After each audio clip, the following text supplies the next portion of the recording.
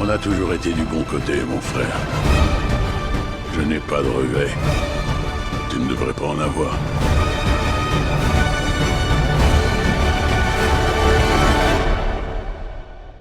Il faut que tu me fasses confiance. Une toute dernière fois.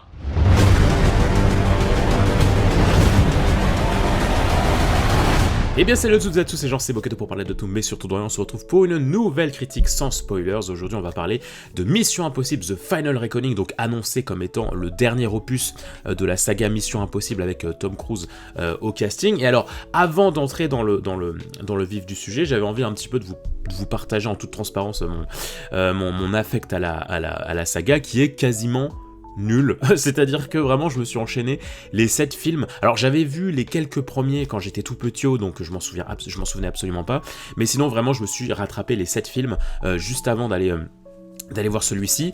Et alors j'avoue, je ne suis pas le plus grand fan de ce genre de film et de cette saga en particulier.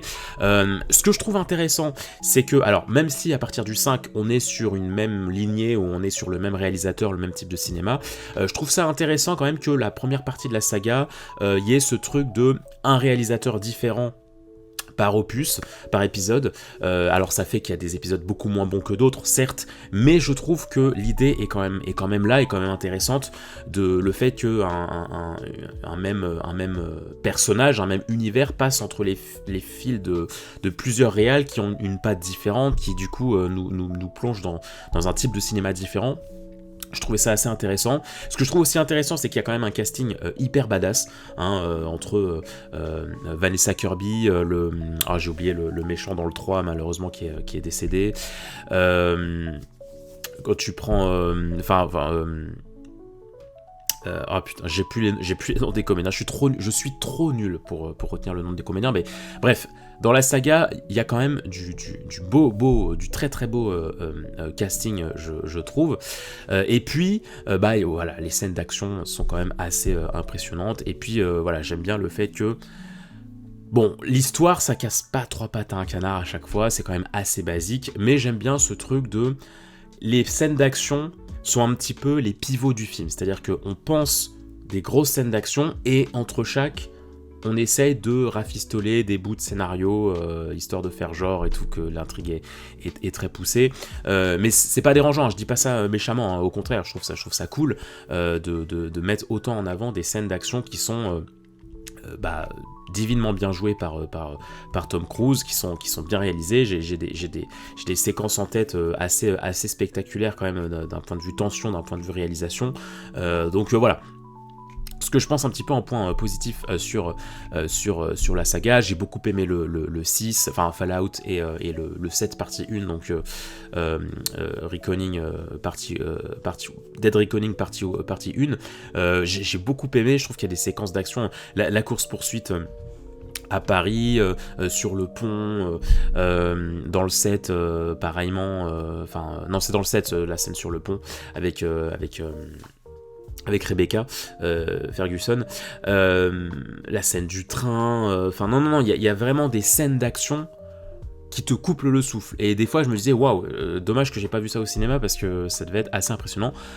Ce que j'aime un petit peu moins, il y a Henry Cavill aussi, ce que j'aime un petit peu moins, c'est le fait que Tom Cruise soit un petit peu trop lisse. Pour moi, c'est un personnage un peu trop lisse, c'est un petit peu trop le personnage super-héros qui est un peu le Captain America de son univers, c'est-à-dire le personnage juste, droit, qui file droit, qui a des giga-valeurs et qui du coup manque de nuances, manque de saveur, je trouve qu'il est trop lisse comme personnage, je trouve qu'il a pas assez de défauts, et moi c'est ce qui m'a un petit peu gêné au fur et à mesure des épisodes de Mission Impossible. Ceci étant dit, on va parler maintenant donc de The Final Reckoning, donc le dernier opus de la saga, le 8e épisode de la saga, qui est un épisode, je vous avoue, alors c'est loin d'être mon préféré. Alors déjà, il dure quasiment 3 heures, ce qui est quand même pas rien, et tu le sens, tu le ressens. Il y a des films de 3 heures, tu peux ne pas ressentir le rythme, tu peux ne pas ressentir la durée grâce au rythme, mais là tu les sens passer les 3 heures. Je trouve le film très très très différent des autres opus, c'est-à-dire que Là où avant, t'avais quand même des choses qui se goupillaient à gauche à droite autour de Tom Cruise, que ce soit aussi bien au niveau de la mise en scène que des personnages, et ben là je trouve que c'est complètement l'inverse, c'est-à-dire qu'il n'y a rien qui subsiste sans le personnage de Ethan. C'est-à-dire que les personnages secondaires, comme tertiaires, comme l'intrigue globale, ne pensent que au cas de Ethan. Il n'existe que au travers de ce personnage. Et en fait, le film va passer son temps à te dire que Ethan, c'est la clé. Faites-moi confiance, je suis Ethan. Rappelez-vous ce que j'ai fait dans tel et tel opus. Rappelez-vous à quel point j'ai été juste, droit. Rappelez-vous de mes valeurs. Il faut sauver le monde. Je suis celui qui va sauver le monde. Alors déjà, je trouve que le film, il a quand même une sorte de melon. Alors après, je le prends pas comme tel, hein, parce que vu tous les exploits de Tom Cruise, et vu à quel point, alors ce n'est pas mon cas, mais vu à quel point il a marqué une génération de cinéma avec ses Missions Impossibles, avec Top Gun, etc., je peux comprendre qu'on ait envie de faire un film qui soit un petit peu hommage à sa carrière, parce que c'est ça le film, hein, et c'est tellement ça que c'en est même présent dans les 2 premières minutes du film, où en fait on va avoir une sorte d'énorme récap sur le personnage de Ethan, mais je l'ai plus vu comme un récap à Tom Cruise plus qu'à Ethan. Le montage est d'ailleurs très touchant en soi, tu revois un petit peu la saga dans son ensemble, dans les scènes les plus impactantes, et c'est assez touchant. Mais le problème, c'est que c'est pas seulement les 2 premières minutes, c'est que c'est véritablement la première heure du film, voire encore plus loin, parce que la première heure du film va passer son temps à te remémorer ce qui s'est passé dans les précédents épisodes. Vraiment, la première heure du film est un énorme problème pour moi, parce que je veux bien qu'il y a des gens qui peuvent ne pas être les plus assidus dans la saga, qui peuvent avoir oublié des choses, etc. Mais il y a un juste milieu quand même. Il y a un juste milieu. Mais là c'est terrifiant à quel point ils passent leur temps dans la première heure du film à t'exposer ce qui s'est passé avant, à t'exposer tout ce que Ethan a accompli, et à t'exposer le plan du film qui va se dérouler sous tes yeux, avec comme point central, c'est pas un spoil, hein, ça a été vraiment teasé absolument partout, avec comme point central l'arc narratif du sous-marin. Donc ouais, la première heure du film, elle est compliquée. Elle est vraiment compliquée parce que c'est de la discussion, c'est que de la discussion, c'est que de l'exposition, c'est pas de développement, hein, c'est vraiment que de l'exposition, que du rappel, donc il n'y a pas d'évolution pour les personnages, et je trouve qu'il n'y a pas énormément de scènes d'action qui fonctionnent dans le film. Alors déjà, il n'y en a pas tout court, mais qui fonctionnent en plus, je trouve qu'il n'y en a pas tant que ça dans ce film. Comme je le disais, autant les films d'avant, c'était des grosses scènes d'action avec des petites phases de scénario qui reliaient les points, et ben là c'est littéralement l'inverse, c'est-à-dire que c'est énormément de dialogue, énormément d'exposition, avec par moments des scènes d'action qui vont venir relier ces points d'intrigue. Et tu le sens, quoi. Et étant donné que c'est pas du tout une saga qui s'est forgée sur ce rythme, et ben ça fait très bizarre. Ça fait très bizarre, et c'est pour ça que je trouve que cet épisode est très différent des autres, parce qu'on est beaucoup plus sur... Alors j'allais dire sur l'intimité d'Ethan, mais même pas, parce que il est constamment en mission. Mais tu vas être plus sur son côté héroïque, sur le côté moi contre le monde. Moi contre les antagonistes, contre cette entité, etc. etc.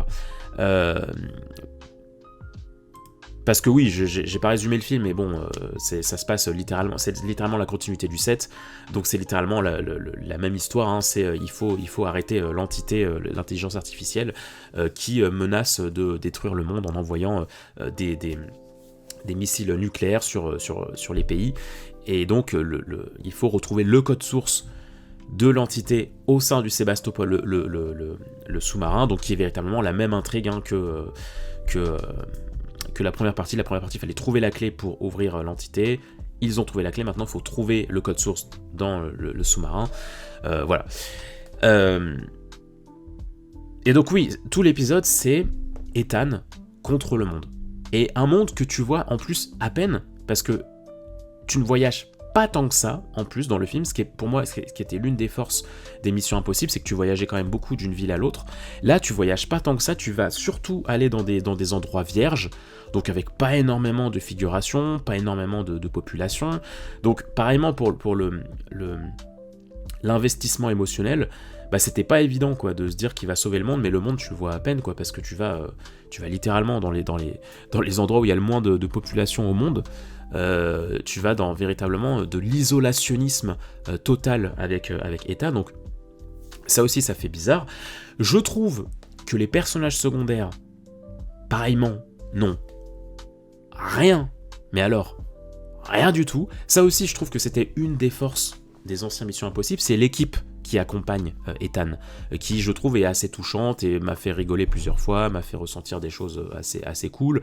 Mais là dans ce film, tu vois Grace par exemple, jouée par Hayley Atwell, voilà, le personnage de Grace, je l'avais énormément apprécié dans le set.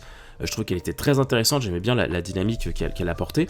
Mais alors là, dans ce film, c'est niette, quoi. C'est limite le running gag du film, en mode, bah voilà, elle n'appartient pas du tout à ce monde-là. Donc en fait, dès qu'on va... Les choses les plus importantes, c'est à elle qu'on va lui demander. Et du coup, elle est complètement dépassée, parce qu'elle, c'est un petit peu une humaine comme nous, vous et moi, on va dire, entre guillemets. Enfin, genre, elle est pas du tout dans ce milieu-là. Donc voilà, c'est limite... Elle est limite résumée à juste... un running gag. Le personnage joué par Pomme Clémentieff, pareillement, c'est on la libère de prison et puis fais-nous confiance, rejoins-nous, ok, et puis c'est tout, et puis à part dire je veux tuer le méchant et je suis un peu morbide, elle est pas du tout intéressante. Pareil pour un autre personnage qui va rejoindre la team, enfin, et ce qui fait qu'en fait dans les moments de tension, notamment au moment du climax, je ne ressentais pas de tension parce que je me sentais pas investi, je ne me sentais pas accroché par ces personnages secondaires qui n'ont aucune consistance dans ce film, hein, j'entends bien dans ce film-là, parce que c'est que Ethan qui est le dieu absolu et sans lui on est rien du tout, on n'existe pas. Et pareillement pour l'antagoniste Gabriel, qui pour moi est tellement ridicule au possible, il est tellement caricatural ce personnage, genre que ce soit dans ses expressions de visage, que ce soit dans son plan, dans sa manière de voir les choses. Ah, j'ai pas du tout adhéré au personnage de Gabriel, et en plus c'est censé être le dernier obstacle humain de Ethan, parce qu'en plus il est repris du premier film. Donc je trouve ça tellement triste que on va dire le dernier antagoniste humain de Ethan, putain, ce soit un branquignol aussi nul, et ce qui fait qu'encore une fois, bah moi la scène de tension, qui pourtant est incroyable, hein, par exemple, la scène d'action de l'avion, qui a été repris absolument partout, parce que effectivement, je l'avoue, la scène est absolument à couper le souffle, et bah j'arrivais pas à rentrer dedans parce que je trouvais Gabriel beaucoup trop nul, beaucoup trop ridicule, et les personnages à côté, j'étais en mode mais s'il meurt, ça me fait pas grand chose quoi, ça me fait pas grand chose, et en plus il y a un peu un côté répétition. Alors je sais que c'est un film Mission Impossible, mais le côté désamorçage de bombes, je trouve qu'il y en a un petit peu trop dans ce film aussi, même si je peux comprendre parce que c'est un peu l'ADN du truc. Mais bon, donc voilà. Et puis, dernière chose que il y a vraiment pas mal de choses qui m'ont frustré, hein, vous l'aurez compris. Dernière chose qui m'a beaucoup frustré, c'est le fait qu'on cherche constamment à faire des liens entre tous les épisodes de la saga. Ah mais oui, mais en fait, dans tel film, tu as sauvé tel personnage qui est de retour, et puis tel personnage, en fait, il a eu un fils, c'était lui. Et en fait, dans tel opus, quand tu as fait tel truc, bah en fait, c'était pour l'entité. Constamment, le film va te créer des liens entre tous les films, et ça, ouais, ça fait un peu forcé. Je trouve que ça fait un peu forcé. Il y a des lignes narratives, tu te dis oui, bon, ça c'est pour le clin d'œil, mais en soi c'est pas très crédible ce que vous proposez. Et ouais, ça j'ai trouvé ce type de fanservice un petit peu dommage. Et puis je trouve que c'est énormément de séquences en huis clos. Les séquences les plus longues, en fait, typiquement, se déroulent dans des espaces très clos, avec une réalisation très basique, donc ce qui fait que tu étouffes un peu facilement, je trouve, dans le film. Dès qu'il y avait des séquences en extérieur, typiquement les séquences de l'avion par exemple, j'étais là, mais waouh, ça fait du bien, là on respire quoi, là il y a de l'espace, là c'est comme dans les anciens opus, mais c'est loin d'être les grandes parties du film, parce que très vite on va être dans des sous-marins, dans des bureaux, dans une grotte, et c'est dommage quoi, parce que du coup ça propose pas des cadres très impressionnants.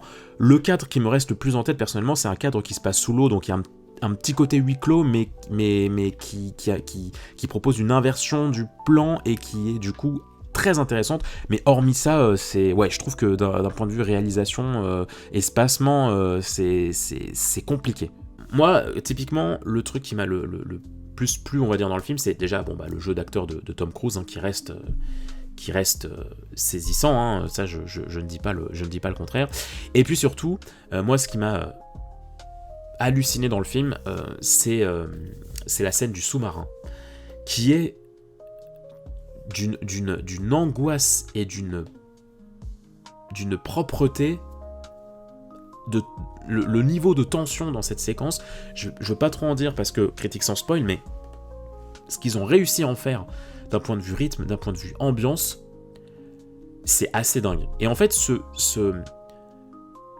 cette séquence, au-delà d'être particulièrement bien réalisée et impressionnante, elle représente aussi tout le cachet de Tom Cruise, à savoir le côté seul au monde, le côté je suis seul contre les ténèbres du monde. Il y a un côté très poétique là-dedans, je trouve, dans le côté, et surtout qu'elle n'est pas du tout entrecoupée, c'est pas comme la scène de l'avion ou d'autres scènes qui sont constamment entrecoupées par des intrigues parallèles. Là, c'est véritablement, tu es plongé, littéralement, dans cette scène, et waouh, l'ambiance, surtout au cinéma, hein, l'ambiance dans un cinéma était, je l'ai vu en IMAX, était très impressionnante.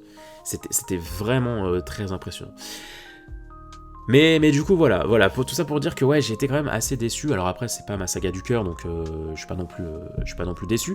Je me demande en fait si tu es un vrai fan du film, de la saga, je me demande si ce film ça te fait pas quand même un petit quelque chose, parce que encore une fois, comme je le disais, c'est véritablement un film hommage à toute la saga. Donc je me dis que potentiellement, quand tu es un énorme fan de l'intrigue de la saga, peut-être que ce film résonne beaucoup en toi, parce que c'est un film tellement centré sur toute la saga et sur Tom Cruise que peut-être que quand tu as grandi avec, tu ressens quelque chose d'assez intime. Je sais pas, tu vois, je sais pas, je me pose la question. Moi, c'est pas du tout mon cas parce que j'ai pas un gros affect pour la saga, mais du coup, ouais, je me demande, quand tu es un énorme fan, si jamais il y en a vous qui regardez la vidéo, si jamais vous êtes un énorme fan de la saga, je serais intéressé de savoir qu'est-ce que ce film vous a procuré comme émotion, en fait, au travers d'un point de vue point final à la saga.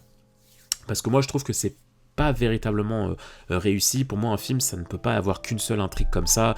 Même les intrigues autour de... Il y a une semi-intrigue parallèle autour de la présidente des États-Unis, où pareil, j'étais là, waouh, c'est un peu la seule sous-intrigue qu'il y a, et en plus, elle est encore très reliée à Ethan, et en plus, on nous raconte constamment la même chose, donc ah ouais, c'est pas très intéressant, mais voilà, encore une fois, c'est mon regard à moi, c'est mon prisme à moi. Peut-être que quand tu es un fan absolu du personnage d'Ethan, peut-être que ça sonne différemment, je sais pas. Mais vous voyez, typiquement, j'en parlais avec une amie, on parlait notamment de John Wick, parce qu'il y a Ballerina qui est sorti, et je compte en faire la critique si tout se passe bien dans les semaines à venir. Et voilà, on parlait de John Wick, et alors malheureusement, il y a un John Wick 5 en préparation, fait chier, mais on comparait, même si, oui, je suis d'accord, c'est des sagas de films complètement différents, mais on comparait John Wick 4 à Mission Impossible 8, d'un point de vue finalité à un personnage culte, devenu culte, et je trouve personnellement que ce qu'ils ont réussi à faire avec John Wick 4, d'un point de vue hommage au personnage, d'un point de vue c'est là que la route s'arrête pour ce personnage, malheureusement non, mais vous m'avez compris, je trouve que John Wick 4 a une saveur beaucoup plus intéressante que ce Mission Impossible. C'est mon avis. Battez-moi sur la place publique pour ce comparatif si vous voulez, mais je pense que vous avez pu un peu me comprendre ce que je voulais dire par là. Enfin bref, voilà, c'était ce que j'avais à dire sur Mission Impossible The Final Reckoning. Même la musique, elle m'a pas énormément transporté. Non, j'ai été assez frustré par cette séance, même si, encore une fois, ça reste un film assez grandiose, assez grand spectacle. il y a quelques blagues qui fonctionnent, voilà, je pinaille, mais bien évidemment que c'est quand même un film impressionnant, et c'est pas non plus un film haché, hein. Je dis que c'est un film frustrant, c'est pas un film à poubelle, etc. Voilà, j'espère que cette critique vous aura plu, n'hésitez pas à mettre un petit pouce en l'air, à vous abonner si jamais cette vidéo vous a plu, et à aller visiter les différents contenus de la chaîne. On entamera quelques streams sur Mario Kart World début juillet, si jamais ça vous intéresse. Donc voilà, soyez encore un petit peu patients, Mario Kart World, ça arrive, parce que voilà, il y a la boîte de la Nintendo Switch 2 juste derrière, donc oui, les rumeurs sont vraies. J'ai bel et bien le jeu, ça arrive, ne vous en faites pas. En attendant, je vous souhaite plein de bonnes choses, prenez soin de vous et de vos proches, et à très vite. Bye bye.